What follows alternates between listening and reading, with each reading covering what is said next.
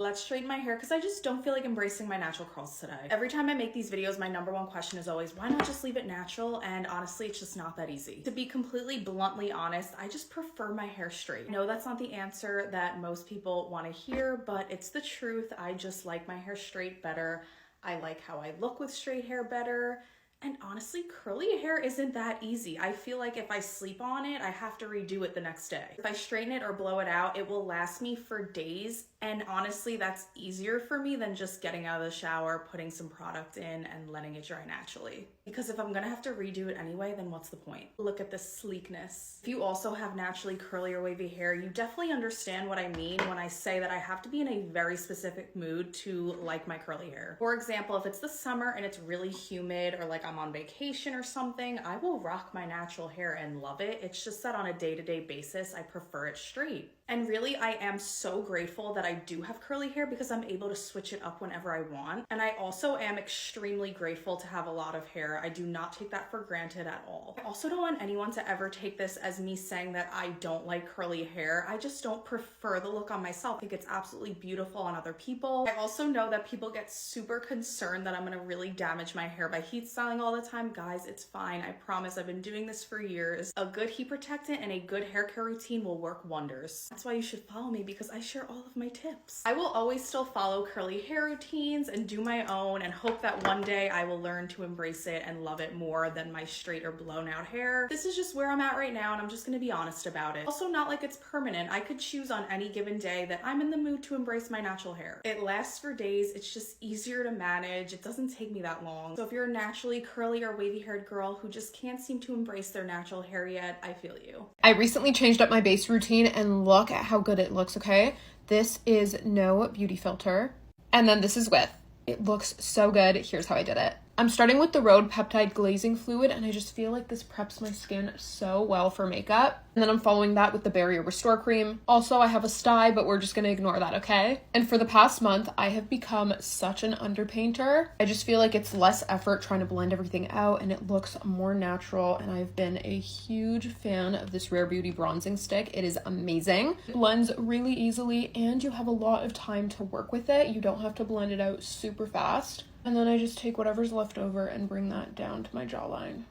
That looks so intense, but I swear it's gonna look better in a second. I'm just taking 1 to 2 pumps of this Lancome Teint Idole Ultra Wear. This is the Karen Glow formula. And I saw Hailey Bieber do this, so I really wanted to try it. I'm just mixing in like about 1 pump of the Peptide Glazing Fluid. Just gonna mix that on the back of my hand, and it's gonna look really gross, but I promise you guys, it's gonna end up looking so good. I love this foundation already, but I just feel like the Peptide Glazing Fluid just makes it a little bit lighter, a little bit glowier. Just like look at how gorgeous that's looking on the skin. And I'm just using my IT Cosmetics number 7 brush to blend that out. She is one of my favorites.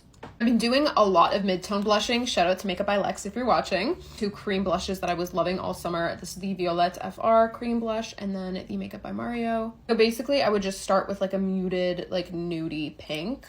This is the shade Louise by Violette FR. Such a natural like flush of color. Oh, I love this. So pretty. And then I go in with a pop of pink. This is in the shade Inez.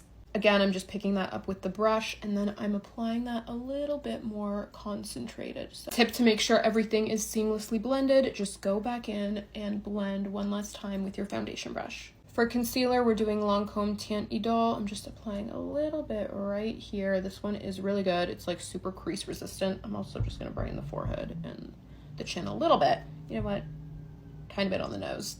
Setting spray, Charlotte Tilbury, and I'm blending that out with the Hourglass concealer brush. You guys, this brush is so good. Again, taking the foundation brush and just making sure everything is blended to perfection. Like, look how good the base is looking. I've been using this powder all summer. It is the One Size Setting Powder. I'm just tapping off the excess, and we're going to push the product into the skin. I don't like to go in with too much product, literally just enough to set it. I'm gonna go over the bronzer with the Hourglass Ambient Lighting Bronzer. This is in the shade Luminous Bronze Light. And I'm just going over basically where I applied our cream bronzer. And then the Hourglass Ambient Lighting Blush in the shade Luminous Flush. Oh, was that a bit much? That's okay, we're just going to blend that out. Powders are done, so I'm going to go in with another layer of my Charlotte Tilbury setting spray. Now that the rest of the makeup is done, we're going to go in with one last layer of setting spray. And we're done. I'm going to show you guys my gua sha routine, and the first thing you need to do is open up your lymph nodes. Yes, I look weird massaging my armpits, but you have to. Without doing this, not really opening up your passages where the liquid comes out, so open up those lymph nodes. First thing is like massage under the armpit like this 10 times and repeat it on the other side. Then your collarbones, 1, 2, and repeat this 10 times. And then behind and in front of the ear, so you go one finger here, the other finger there. You just go like this. Then, oh, sorry, I wasn't giving you the end of your eyebrows. And then your nose. Make sure you wash your gua sha. Please. You can do it with a toner, you can do it with face wash. Just anything that's slippery is fine. I wouldn't do it with like an exfoliating toner though, because you don't really want to put a lot of that on. So I'm just going in with this toner. Grab your gua sha after it's washed. I go like this. This is the first thing I do, and then I just wiggle it. Give it a little wiggle at the end. With toners, I feel like you just have to keep layering it because it dries up and you don't want to be tugging on your skin. Don't do that. I hold it here and I go, see? Nice and easy. But another thing I like to do is also put my finger there and I just go like this. I feel like it like snatches it a little bit more. Then I do my jawline. And down. Repeat it on the other side. Now, I like to do this. You don't have to do it. Honestly, when I wake up, I feel like my eyes are just so puffy and I don't even understand why. But be really gentle with this one because your eye area is really sensitive, so. Now, I don't do this every day, but if you have smile lines, this is what you need to do for that. Go. Sometimes I'll do my forehead, sometimes I don't. The best that I can describe it is just do it slowly and controlled. I see some people like literally just going mad, like just going like, ow. Don't do that. You don't want to like bruise yourself. It takes me about 10 minutes. People who say it doesn't work, I hate to break it to you, but you're wrong.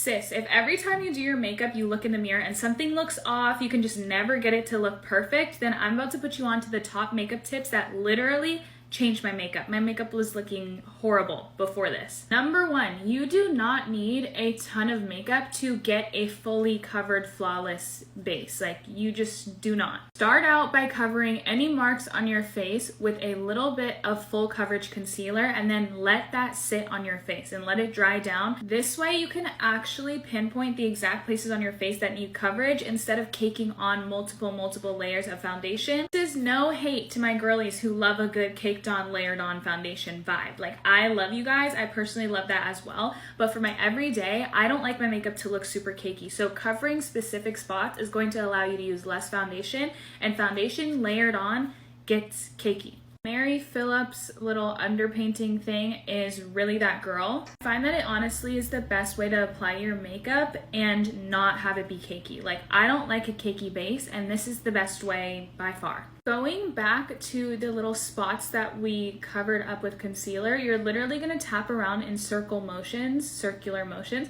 just to blend out the product, but you're not gonna go over the actual bump. You wanna leave the product on the bump, but just blend it out around, if that makes sense.